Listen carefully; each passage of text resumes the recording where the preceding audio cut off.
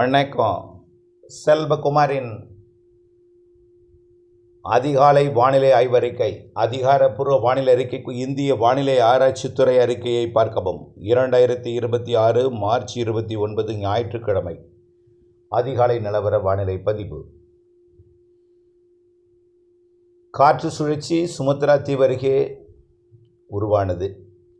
மிக மெல்ல 3ஆம் தேதியிலிருந்து கிழக்கு தென்கிழக்கு தெற்கு திசை காற்றை இலங்கை மற்றும் தென்கடலோரம் வழியாக ஏற்றத் தொடங்கும். இதனிடையே வரக்கூடிய 29ஆம் தேதியிலிருந்து தொடங்கும் என்று எதிர்பார்க்கப்பட்ட மேற்கு தொடர்ச்சி மலை பகுதி மழை, இடிமழை கேரள பகுதியில் தொடங்கி தமிழ்நாட்டின் நீலகிரி மாவட்டத்தோட மேற்கு சரிவு, கேரள எல்லையோரம் எருமாடு நீலகிரி மாவட்ட மேற்கு ஓரம் 3 மில்லிமீட்டர் மழை பொழிந்திருக்கு. அவ்வளோதான். அதில் இது மழை மாநிலம் கம்மியாக இருக்குது, ஆனால் கொஞ்சம் வனப்பகுதிகளில் பொழிந்திருக்கு. வால்பாறையிலையும் 5 மில்லிமீட்டர் வரைக்கும் மழை பொழிந்திருக்கு. அதுலேயும் மேற்கு ஓரம் கேரள எல்லையோர வால்பாறையில் நல்ல மழையை பெஞ்சிருக்கு. இது தொடக்கம். நேற்றைக்கு நாம் அறிவித்திருந்தோம், இது தொடக்கம்தான். இன்றைக்கு அதாவது 21, நேற்றைக்கு 28ஆம் தேதி, 29 நம்ம எதிர்பார்த்தோம், இது தொடங்கியிருக்காங்க. 29 இன்றைக்கு நீலகிரி மாவட்டத்திலையும் வால்பாறையிலையும் கன்னியாகுமரியிலையும் ஓரிரு இடங்களில் இந்த இடிமழை இருக்கும். ஓரிரு இடங்களில் தான் இடிமழை இருக்கும். மேற்கு திசை காற்று, அதாவது வளிமண்டல சுழற்சி இன்னும் சரியாக செட் ஆகலை அரபிக்கடலில். இருந்தாலும் மேற்கு காற்று, அதாவது உயரழுத்தம் ஏற்கனவே கடந்த வாரம் ஓமன் ஏமன் ஒட்டி இருந்தது, கொஞ்சம் விலகி வந்திருக்கு. அதாவது மத்திய அரபிக்கடல் பகுதிக்கு வந்துருக்கிற காரணத்தினால கொஞ்சம் இந்த அங்கிருந்தும் உயரழுத்த காற்று நுழையுது. இதனால் அங்கும் குளிர், அதிகாலை குளிர் நிலவுது. அதிகாலையில் குளிர் நிலவும். இன்றைக்கு அதிகாலையில் பார்த்திங்கன்னா குளிர் நிலவும். அப்படியே தலைகீழாக மதியம் மாறும். இந்த குளிர் முதல் நாள் கிளம்பிய இந்த வெப்பசலனை, அதாவது அதிகாலையிலிருந்து வெப்பமடைந்து, அதாவது காலையிலிருந்து வெப்பமடைந்து மதியம் மேற்கு நோக்கி போனது தான் கேரளாவில் போய் தடுத்து மரங்களால் தான் குளிர்விக்கப்படுது இப்போது. ஆனால் அங்கே எந்த வளிமண்டல சுழற்சி இன்னும் சரியாக ஃபார்ம் ஆகலை.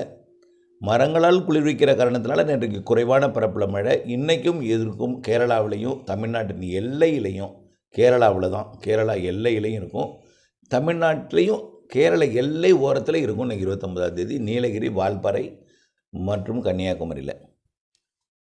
வெயிலை பொறுத்த வரைக்கும் இன்றிலிருந்து குறையும்னு நம்ம முதல்ல அறிவிச்சிருந்தோம். ஆனால் அதுக்கப்புறம் அறிவிக்கலை. நம்ம 2ஆம் தேதி வரை வெயில் அதிகமாக தான் இருக்குன்னு சொல்லியிருக்கிறோம். பொள்ளாச்சியை பொறுத்த வரைக்கும் 100 டிகிரி தொடர்ந்து இருந்துகிட்டே இருக்கும். இன்றைக்கு கண்டிப்பாக 100 டிகிரி இருக்கும். 104 டிகிரி ஃபாரன்ஹீட் விருதுநகர், கோவில்பட்டி, சிவகாசி, சாத்தூர் இந்த இடைப்பட்ட பகுதியில் இருக்கும். பாளையங்கோட்டையில் கூட 100 டிகிரி 102 டிகிரி இருக்கும். 104 இருக்கலாம் சிவகாசியில். இன்றைக்கி ஒரு நாள் ஞாயிற்றுக்கிழமை. இன்றைக்கு ஒரு நாள் மட்டும் மதியம் 2:30லேருந்து 4 மணி வரைக்கும், மதியம் 2:30 மணிலேருந்து 4 மணி வரைக்கும் கொஞ்சம் உச்சபட்ச வெயில் அங்கே பதிவாகும். அதே போல் அரவக்குறிச்சி, கரூர் பரமத்தி, பரமத்தி வேலூர், ஈரோடு, திருப்பூர் மற்றும் தாராபுரம், உடுமலைப்பேட்டை, பொள்ளாச்சி இந்த பகுதியிலையும் கொஞ்சம் கூடுதல் வெப்பம் இருக்கும். வழக்கத்தை விட இன்றைக்கு கோயம்புத்தூர் மாநகரம் கூடுதல் வெப்பம் இருக்கும். இப்போது நாகப்பட்டினத்தை விட கோயம்புத்தூர் கடும் கூடுதல் வெப்பம் இருக்கும். நாகப்பட்டினம்லாம் சாதாரண 94 டிகிரி ஃபாரன்ஹீட் தான் இருக்கும். ஆனால் திருவாரூர் கொஞ்சம் கூடும், தஞ்சாவூர் அதை விட கூடும், திருச்சி 100 டிகிரியை தொடும். நேற்றைக்கே 100 டிகிரி தொட்டிருக்கோம். கண்டிப்பாக திருச்சி 100 டிகிரி, இன்றைக்கு 100 டிகிரி திருச்சி தொடும். திருச்சிக்கு மேற்கே 101 102ன்னு போகும். 102க்கு மேலே போகாது. 104 என்பது சிவகாசி, விருதுநகர் அந்த ஒட்டி உள்ள பகுதி அதிகரிக்கும். வேலூரும் நேற்றைக்கு 100ஐ தொட்டிருக்கு. வேலூர் இன்றைக்கு ஒரு நாள் கொஞ்சம் நேற்றை விட கூடுதலாகத்தான் இருக்கும். நாளையிலிருந்து படிப்படியாக ஒரு டிகிரியாக குறையும். 104 இருந்தது 103 ஆகும், 100 இருந்தது 98 99 ஆகும், 102 போனதில் 101 ஆகும், 100 குறையும். 2ஆம் தேதிக்கு பிறகு முற்றிலுமாக அப்படியே படுத்துரும், வெப்பம் குறைந்துடும். இன்றைக்கு தேதி 29, 30, 31 2 நாள் அப்புறம் 1ஆந்தேதி 2ஆந்தேதி ஒரு 4 நாளில் 4-5 டிகிரி குறைஞ்சிரும். கடன்னு இன்றைக்கி ஒரு நாள் பயங்கர உயரம். இன்றைக்கி ஏற்றுக்கொண்டு தான் ஆகணும். இந்த வெப்பம் இன்றைக்கே இப்படி இருக்கே, அக்னி நட்சத்திரத்தில் கடுமையாக இருக்கும்னு நீங்கள் நினைக்கக்கூடாது. அப்படியே குறையும். ஏப்ரலில் தாழ்வு நிகழ்வுகள் இருக்குது. அதே தாழ்வு நிகழ்வு வங்கக்கடலில் தமிழ்நாடு நெருங்காமல், அதாவது ஏப்ரல் முதல் வாரத்தில் இருக்கிறது மழை நமக்கு வருது. 12ஆந்தேதி வரை மழை உண்டு. அதுக்கப்புறம் 3வது வாரத்தில் உருவாகக்கூடிய ஒரு தாழ்வு மண்டலமாக கூட மாறலாம். அது தமிழ்நாடு வந்தால் மழை வெப்பம் குறையும், மழை கொடுக்கும், வெப்பம் குறையும். தமிழ்நாடு வராமல் ஆந்திர பிரதேசம், ஒடிசா, மேற்கு வங்கன்னு படித்து வச்சிங்களேன். மேற்கு காற்று இருக்கும்போது என்னாகும், மேற்குலேருந்து வரக்கூடிய காற்று வெப்பமடைந்து கடலோரத்து வெப்பத்தை கூட்டும். புரியுதுங்களா? அதெல்லாம் செட் ஆகிறத பொறுத்து தான். இப்போ வங்கக்கடல் நோக்கி அரபிக்கடல் காற்று வரும்போது என்னாகும், அரபிக்கடல் உயரடுத்த காற்று இங்கே வரும்பொழுது பொள்ளாச்சியில் வெப்பம் குறையும், அப்படியே நாகப்பட்டினத்துக்கு வெப்பத்தை கூட்டும், அப்படியே தலைகீழாக மாறும். ஆகவே இதெல்லாம் செட்டிங் எப்படி செட் ஆகுறதுன்னு ஆய்வில் இருக்குது. இருந்தாலும் முதல் வாரத்தில் தமிழ்நாட்டிற்கு நல்ல மழை தரப்போகிறது.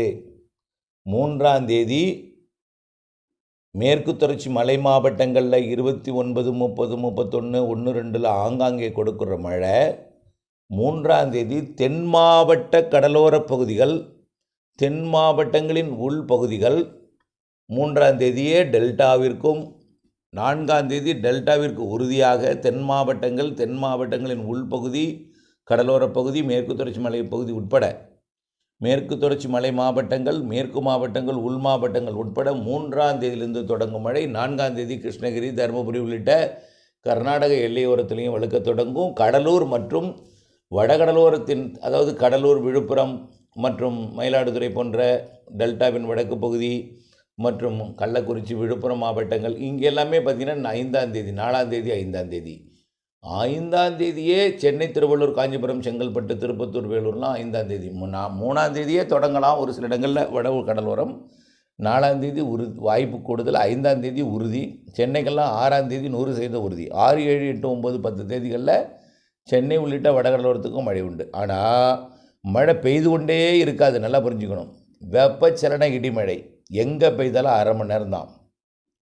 மேற்கில், அதாவது கொம்பு சுற்றி காற்றடித்து மழை பெய்யலாம் நம்ம சொல்லுவோம் இல்லையா, தரையில் காற்று தரையிலையும் தாழ்வு உருவாகும். ஆலங்கட்டி மழை பெய்யுதுன்னா அது எதனால், தரையில் தாழ்வு உருவாக்கி வெப்பமடைந்த காற்று மேலெழுந்து மேலே போய் அதிக அழுத்தத்துக்கு ஏற்படும் பொழுது தான்.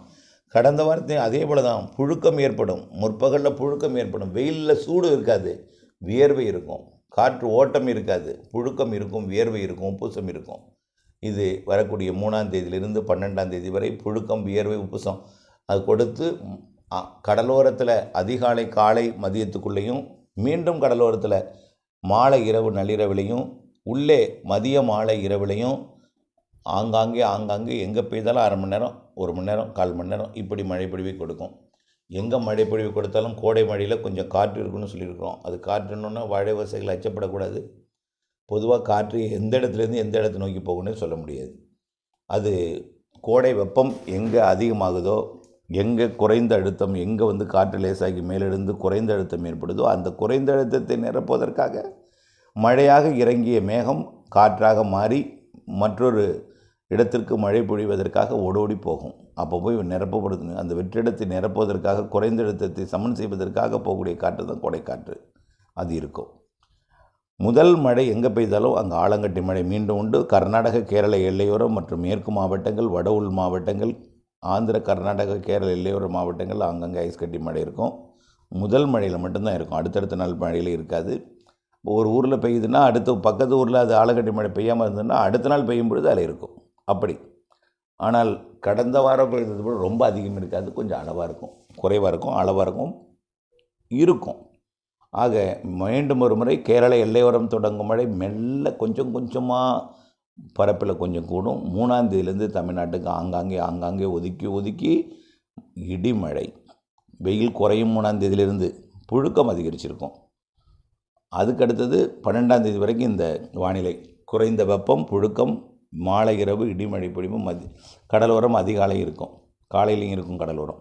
இப்படி ஆங்காங்கே மழைப்பொழிவை கொடுத்து பிறகு மீண்டும் ஒரு 4 நாள் வெயிலை கூட்டும் பொழுது குறைந்த அழுத்தம் அந்தமான் மற்றும் தெற்கு அந்தமான் மற்றும் சுமத்ரா தீபத்தில் உருவாகக்கூடிய காற்று சுழற்சி அப்படியே 18, 19, 20, 21, 22 தேதிகளில் தீவிரமடைந்து 3வது வாரத்தின் பிற்பகுதியில் அது இந்திய கடலோரத்தை நெருங்கும். அது வந்து மேற்கு வங்கமா அல்லது வங்கதேசமா, வங்கதேச நாட்டுக்கோ அல்லது மேற்கு வங்க மாநிலத்துக்கோ அல்ல ஒடிசாங்கிறது ஆய்வில் இருக்குது. ஆனால் வங்கக்கடலில் நிகழ்வு உறுதி 3வது 4வது வாரத்தில். மே மாதத்தில் அரபிக்கடலில் உறுதின்னு ஏற்கனவே சொல்லியிருக்கிறோம். ஏற்கனவே நீண்ட கால அறிக்கை சமர்ப்பிக்கப்பட்டிருக்கிறதில் எந்த மாற்றமும் இல்லை. இணைந்திருங்கள் அப்டேட்ஸுடன். வானிலை மாறுதல் அறிந்து துல்லியமறிந்து திட்டம் வேளாண்மை செய்யணும். எதுவுமே காலண்டர் மாதிரி எழுதி வைத்திட முடியாது. எந்த நாள் எங்கே மழை பெய்யும், எங்கே ஒதுக்கும், எல்லாமே அவ்வப்பொழுது அப்டேட்ஸாக வழங்கப்படும். இணைந்திருங்கள் அப்டேட்ஸுடன். நன்றி.